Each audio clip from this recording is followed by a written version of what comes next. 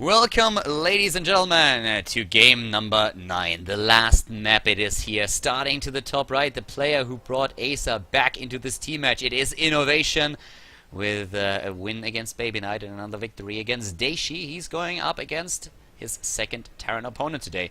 To the bottom left is the starting player for Millenium, who is also the ace player. He defeated 3 Zergs in a row. He took down Bly, he took down Scarlet, and he finished off Nurchio. And then he found his master in MMA. Now he has to go up against Innovation. It's that last map, that one map that counts, that will decide which team is going to win it here at the Acer Team Story Cup.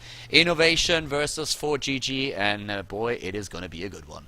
We have to the bottom left of Overgrowth now the strongest Millennium player, who's currently also one of the top players in the Acer Team Story Cup overall, at least for the 3rd season. He is 9-1 currently in overall matches, which is pretty impressive. Starts with the gas here, and for Innovation all the way to the top. We already have the barracks to the front. Didn't start his refinery just yet.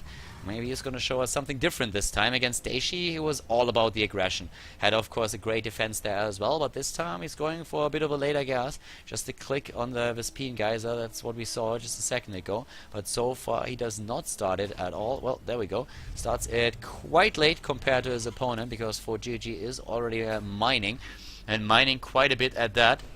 So I'm very interested to see how exactly ForGG is going to play it in comparison to what we saw against MMA.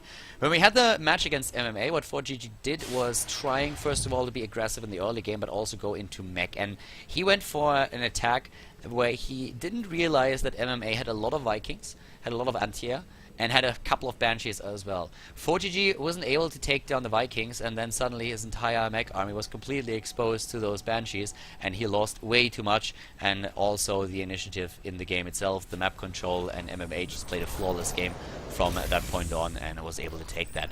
So in this particular game we might see the mech strategy once again, but I think ForGG is going to tweak it a little bit and at least make sure that Innovation will not get that same position that MMA got in the last game. So for now we have just a bit of scouting going on by both of them. The SCV returns after it was denied entrance to the main base, and we have one Reaper by ForGG heading over. And once again, the problem that you have here on Overgrowth is that there is just very little surface area where you can jump into the main base with a Reaper, and that's of course something that Innovation knows. He has those Marines already in position, just waiting there, and well, the Reaper might get in, but he's most likely going to pay with his life if he does, and it doesn't really want to do that. Already saw what he wanted to see. That was the 3rd base here for now. Could even have seen the gas and clicked on it real fast. I don't think that is that fast with his clicks, but yeah, didn't see the gas anyways, so it didn't really matter that too much. The expansion for ForGG is also being built now at the bottom of the map, and we have ForGG with gas number 2. So we will definitely see a bit of aggression out of him. And as you can imagine, Innovation for now also in a position where he will have that mineral line here on the low ground a little bit slower than his opponent because of the command center on the high ground, where it is of course a bit safer, but yeah, still.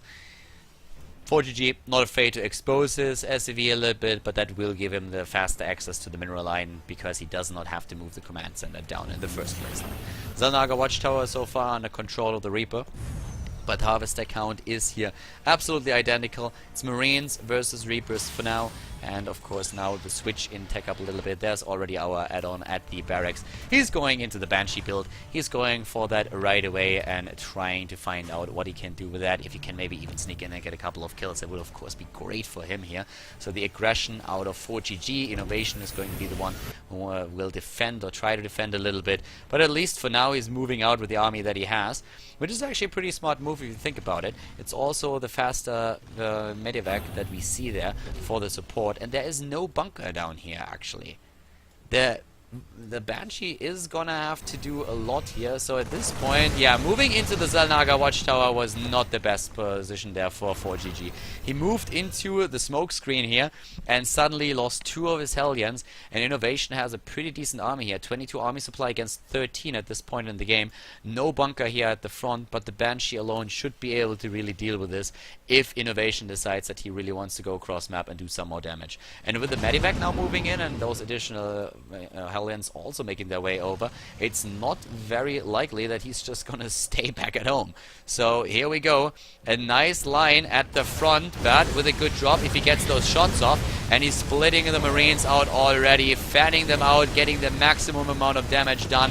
Kills 2 additional Hellions. This could be a very fast game, ladies and gentlemen. The Hellions making their way over into the main base. Innovation. He is going for it. The army supply heavily in his favor. He wants to end this quickly.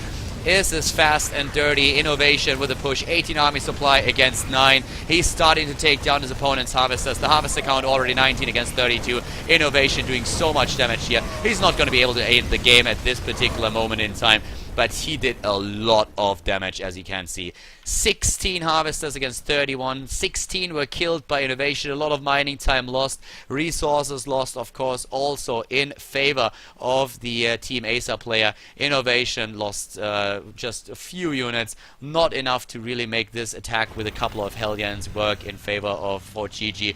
Innovation even now putting up the missile turrets because he knows there's the Banshee on the way. Actually, where is that first Banshee? Did he lose that as well? Yeah, he lost the Banshee too. Oh my god, like, this is not a good position for him to be in. There are Vikings, like, there is way too much. Innovation is so far ahead already. Another Hellion goes down. He might get another one if he sneaks in. Oh, it's close, but yep, gets... Wow! Nice, all of the Marines are gone. Sweet move, yeah, nice micro. But still, the lead for Innovation is a pretty big one. The Harvester lead is the biggest problem for him. 19 to 37, the income at this point, just really, really strong. And of course, this is something that Innovation is already using. He's getting his Vikings out again. He has missile turrets in all the strategically important positions. Once that those Banshees are starting to commit, they expose themselves to the detection and to all those Vikings that we have there. Another thing that we can, of course, also see is that we see a couple of siege tanks. We have Vikings here, more and more for Innovation. He gets that tech up as well, and that's very, very bad news for GG. But still, he's not out of it just yet. If Innovation overextends just once, the tides might turn. But for now, it's really just the Terran player in red that is calling the shots. The Banshee is trying to change that, getting the first 2-3 kills, but now the Vikings coming into play with another scan, and he gets it. He's going to take this out. At the front, we have the Hellions trying to move in, but well, guess what? Hellions against siege tanks, not really the best mix. It's not really what he wants to go for there. And it looks like ForGG keeps himself... Yeah, he's keeping his strategy alive and the idea that he had there, going into mech regardless of what happened early on.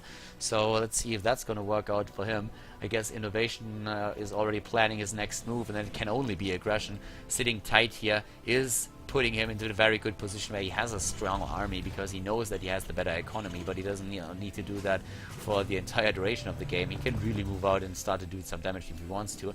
But he himself is actually just waiting for the +1 attack upgrade. He doesn't get too many Vikings or Medivacs just yet. He's looking at 3 Vikings for now. That at least helps him with the 2 Banshees that we still have there. But ForGG is also starting to close the distance on that gap in overall supply a little bit. And Innovation is just waiting for Stim, for Combat Shield. And I guess he's not going to move out before he has those 2 ready. No reason for him to really do anything like that. But he is starting with the first Medivac and a bit of escort that he has there. The bodyguards of the Medivac moving down, and he might not even see that with the barracks. Well, I guess he's barely gonna see that. Yeah, and there he goes. So he sees the Viking for now, the Medivac that is.